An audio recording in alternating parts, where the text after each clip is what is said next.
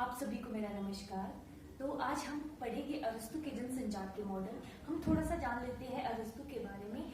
जो अरस्तु थे वो दार्शनिक विद्वान थे और जो अरस्तु थे वो पश्चिमी विचारक थे। उन्होंने क्या किया था, उन्होंने समाज और राजनीति के बारे में अपने बहुत से विचार दिए थे। और अरस्तु ने क्या कहा था, जो उनके गुरु की बात करें तो उनके गुरु प्लेटो थे, अगर उनके शिष्यों की बात करें तो वो सिकंदर के गुरु थे। तो हम क्या पढ़ते हैं कि भाई कैसी राजनीति होनी चाहिए, कैसे जनसंचार का मॉडल के लिए उन्होंने 5 प्ररूप की बात कही है कि 5 प्ररूप होने अच्छे जनसंचार के लिए बहुत ज्यादा जरूरी है। हम थोड़ा सा जनसंचार के बारे में जान लेते हैं कि जनसंचार क्या होता है। जनसंचार वो होता है जब हम कोई अपना संदेश किसी दूसरे तक पहुंचाते हैं। उसके कई प्रकार के माध्यम हो सकते हैं। आज के समय में तो हम जो अपना संदेश है वो कई तरह से पहुंचा सकते हैं। टेलीविजन हो गया, रेडियो हो गया, या मैसेज हो गया, या कॉल से लोगों तक पहुंचा सकते हैं। परंतु प्राचीन समय में ऐसा नहीं होता था। प्राचीन समय में क्या होता था, प्राचीन समय में पहले ढोल नगाड़े को बजाया जाता था, फिर वहां पे क्या है, लोग एकत्रित होते थे, फिर अपने बात को लोगों तक, जनता तक पहुंचाया जाता था। इस तरह से क्या था, अरस्तु ने क्या है, अरस्तु के द्वारा 2300 ईस्वी पूर्व क्या है, इसकी खोज की गई थी और उन्होंने 5 प्ररूप की बात की थी। 5 प्ररूप का होना बहुत ज्यादा जरूरी है कि इन 5 चीजों को होना, क्योंकि अरस्तु के मन के अंदर ऐसी जिज्ञासा थी, जिस जिज्ञासा के कारण उन्होंने क्या किया, अनेक प्रकार का प्रयास किया और उसी प्रयास के कारण हम इन मॉडल को पढ़ रहे हैं। तो आइए जानते हैं विस्तार से अरस्तु के जनसंचार के मॉडल के लिए 5 प्ररूप का होना बहुत ज्यादा जरूरी है। इसमें पहला वक्ता है, दूसरा संदेश है, तीसरा श्रोता है और चौथा अवसर है और 5वां प्रभाव है। थोड़ा सा जान लेते हैं वक्ता के बारे में। वक्ता क्या होता है, जो अपनी बात को लोगों तक पहुंचाए उसे वक्ता बोलते हैं। तो अरस्तु का मानना है कि सबसे महत्वपूर्ण अंग क्या है, वो वक्ता सबसे महत्वपूर्ण है। तो जो जब वो अपनी बात उसमें कैसे, उसमें बोलने की अच्छी स्किल होनी चाहिए ताकि जो जनता को समझ आ सके। जब वक्ता बोले तो वो कैसे बोले, प्रभावशाली ढंग से बोले ताकि जो दूसरों को है वो समझ आ सके। ये हमने वक्ता के बारे में पढ़ा। दूसरा था संदेश, जो दूसरे महत्वपूर्ण अंग की उन्होंने बात कही है, प्ररूप की बात कही है, वो क्या है, संदेश। कि भाई संदेश कैसा होना चाहिए, तो संदेश ऐसा होना चाहिए जो दूसरों को समझ आ सके। जैसे उदाहरण के लिए समझ लो कि मैं आपसे अंग्रेजी में बात कर रही हूँ, आपको अंग्रेजी नहीं आती, आपको हिंदी आती है और मैं इंग्लिश में आपसे कुछ, तो जो वो संदेश है उसका आप पर क्या है, कोई प्रभाव नहीं पड़ेगा। तो हमने ऐसे बताना है जो दूसरों को भी समझ आ सके। इसमें हमने ऐसी भाषा का उपयोग करना है जो दूसरों को भी समझ आ सके। वो हिंदी हो सकती है, उर्दू हो सकती है, फारसी हो सकती है और कई प्रकार की भाषा हो सकती है। सबसे बड़ी बात कि वो स्थानीय भाषा हो सकती है, क्योंकि प्राचीन समय में जैसे बोला गया था कि ढोल नगाड़े बजाए जाते थे, फिर लोग एकत्रित होते थे, फिर उन तक संदेश पहुंचाया जाता था। तो इस तरह से क्या था कि जो संदेश था वो इस तरह से लोगों तक पहुंचाया जाता था। उस समय स्थानीय भाषा का उसमें सबसे ज्यादा उपयोग किया जाता था। हमारी भाषा कैसी होनी चाहिए, हमारी भाषा सरल होनी चाहिए तो दूसरों को क्या समझ आ सके, ऐसी भाषा का उपयोग हमने करना है। ये हमने संदेश के बारे में पढ़ा। अब हम श्रोता के बारे में। अब सोचिए आपकी वक्ता हो, संदेश हो और श्रोता ना हो, तो उसका प्रभाव क्या है, उसका प्रभाव नहीं पड़ेगा। इसलिए क्या है, श्रोता का होना भी उतना ही ज्यादा जरूरी है जितना वक्ता संदेश का होना जरूरी है।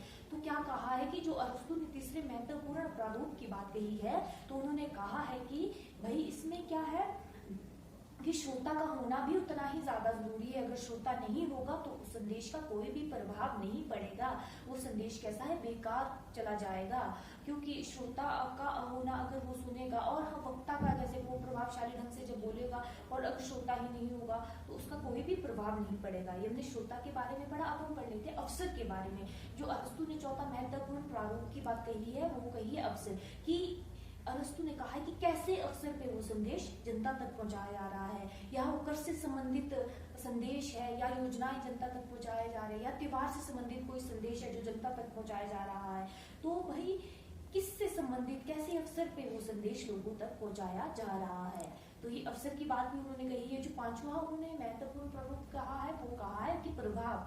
जैसे अरस्तु का मानना है कि जैसे ये अगर कहे तो एक तरफा वार्तालाप है, और एक तरफा वार्तालाप है। अगर हम इसके प्रभाव की बात करें तो क्या है, अगर इस संदेश का सकारात्मक प्रभाव नहीं पड़ता है तो ये संदेश कैसा है सारा, तो ये सारा जो संदेश है वो बेकार चला जाएगा। इसीलिए क्या है, संदेश का कैसा है, सकारात्मक प्रभाव पड़ना चाहिए, तभी हमारा संदेश है सार्थक होगा। अब अरस्तु ने क्या है कि 3 तीन तत्व की बात कही है कि तीन तत्व का होना बहुत ज्यादा जरूरी है, कि एक अच्छे वक्ता में क्या है तीन तत्व होना बहुत ज्यादा जरूरी है। इसमें लोकाचार की बात कही है, पाथोस की बात कही है, उसने लोगोस की बात कही है। थोड़ा सा लोकाचार के बारे में जान लेते हैं। लोकाचार क्या चीज है? अरस्तु का मानना है कि वक्ता जब अपना संदेश लोगों तक पहुंचाते हैं तो उसे अपने संदेश को कैसे बनाना है, तो उसे अपने संदेश को विश्वसनीय बनाना है, ताकि जो जनता है उसके संदेश को सुन सके, उस पर भरोसा कर सके।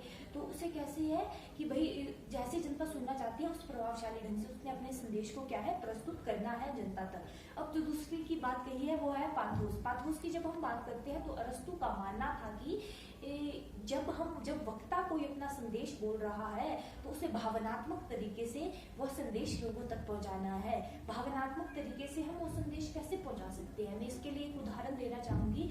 तो इसमें जैसे कि गाँव में एक नेता आता है तो वो क्या देखता है कि गाँव में पानी की समस्या है। तो जब वो पानी की समस्या गाँव में देखता है तो वो वहाँ पे पानी की समस्या को लेकर बात नहीं करता है। वो किस चीज की बात करता है कि भाई हमारी शिक्षा व्यवस्था ऐसी होनी चाहिए, शिक्षा व्यवस्था से ये परिवर्तन होगी। तो ऐसा नहीं करना है। तो क्या करना है कि जब हमें पता है कि समस्या ये है कि भाई हमें बोलना है कि हम आपके पानी की समस्या हल करेंगे, हम कुएं खुदवाएंगे या पानी के टैंकर भिजवाएंगे या कुछ और इसके जो और हो सकते हैं वो करेंगे।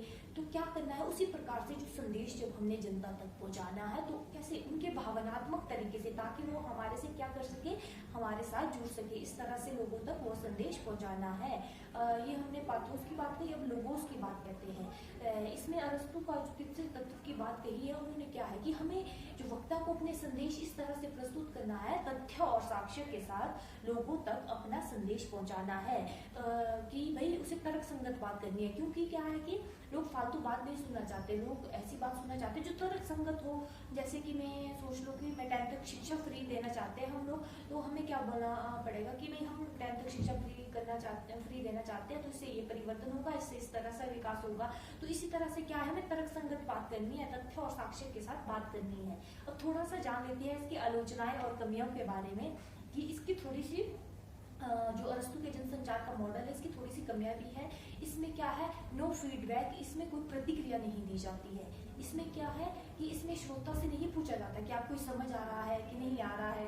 जो दूसरी इसकी कमियां है वो क्या है, वो है कि इसमें श्रोता पर कोई ध्यान नहीं दिया जाता। सारा ध्यान किस पे दिया जाता है, वक्ता और संदेश पे सारा ध्यान दिया जाता है। और जो तीसरी चीज इन्होंने कही है, तीसरी चीज जो है कि सार्वजनिक मंच से ये चीजें बोली जाती है और सार्वजनिक मंच से बोली जाती है और ये एक तरफा वार्तालाप है और इसमें श्रोता पे ध्यान नहीं दिया जाता कि आपको अच्छा लग रहा है, आपको समझ भी आ रहा है कि नहीं आ रहा है। तो ये इसकी कुछ कमियां थी और जो हमने अरस्तु जी के जनसंचार के मॉडल पढ़े। धन्यवाद।